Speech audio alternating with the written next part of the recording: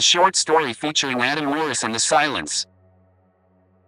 Adam Morris crouched at the edge of the dilapidated street, his flashlight flickering across crumbling walls and cracked pavement. He had spent years exploring abandoned places, documenting their history, finding the stories buried in decay. But this ghost town, Bridgely, was different. The town had no official record of what caused its collapse, just rumors, disappearances, and a strange phenomenon that only happened between midnight and dawn. It was just past midnight now. Adam checked his watch and looked around the empty streets. The silence was unnatural, too thick, too heavy. Even the wind didn't stir. He had heard tales of a creature called the Silence, an urban legend whispered about the few rundown places like this. Locals claimed it appeared only at night, its glowing eyes haunting those who dared to wander too far. But it wasn't real, just stories to scare kids away from dangerous, collapsing structures. Still, something about Bridgely unsettled him. His goal tonight was simple: explore, document, and prove once and for all that this town's creepy reputation was based on nothing more than fear. With a camera strapped around his neck,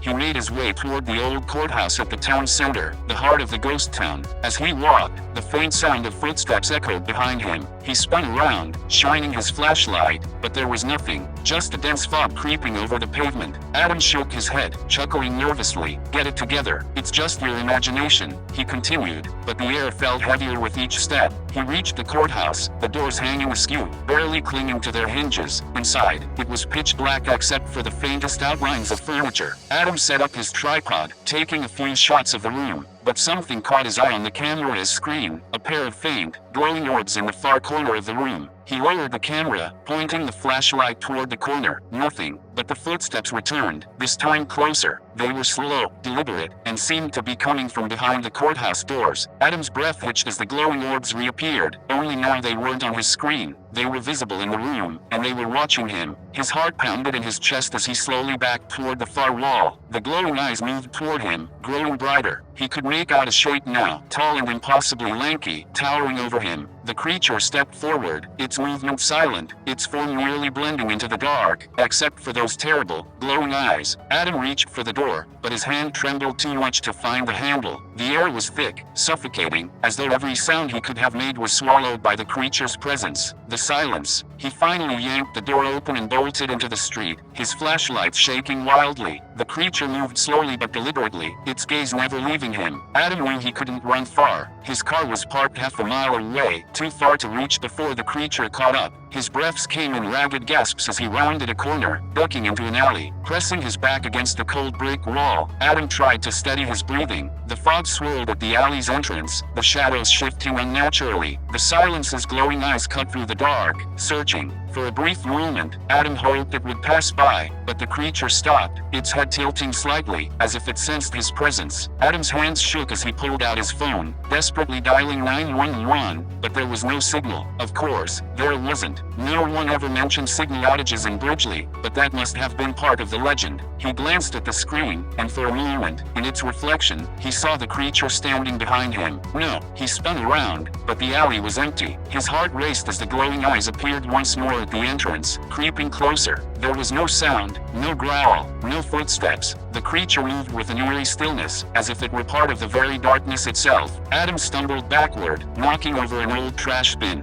The clatter echoed briefly before being swallowed by the silence. The creature stepped into the alley, and for the first time, Adam could make out its form in full, 8 feet tall, thin, its body almost skeletal but too fluid, too unnatural in its movements. Its glowing eyes bore into his soul. A final surge of panic sent Adam running again. He scrambled over fences and through backyards of abandoned homes, but the creature was always there, just behind him, just out of reach, but always watching. He reached a playground on the outskirts of town, panting and exhausted. The old, rusting swings creaked eerily in the breeze, but there was no sign of the creature. Adam collapsed onto the ground, his muscles burning, his lungs on fire. He glanced at his watch, 5:57 a.m. 3 more minutes. If he could just hold out a little longer, maybe, just maybe, he would survive. But as the fog thickened around the playground, the air grew cold. The glow returned, and Adam's heart sank. The silence stepped out from the fog, towering over the swings. It was too late. The legend had claimed another victim. As Adam's vision blurred, the last thing he saw were those glowing eyes, piercing through the darkness, as if they were the only thing that had ever existed. The end.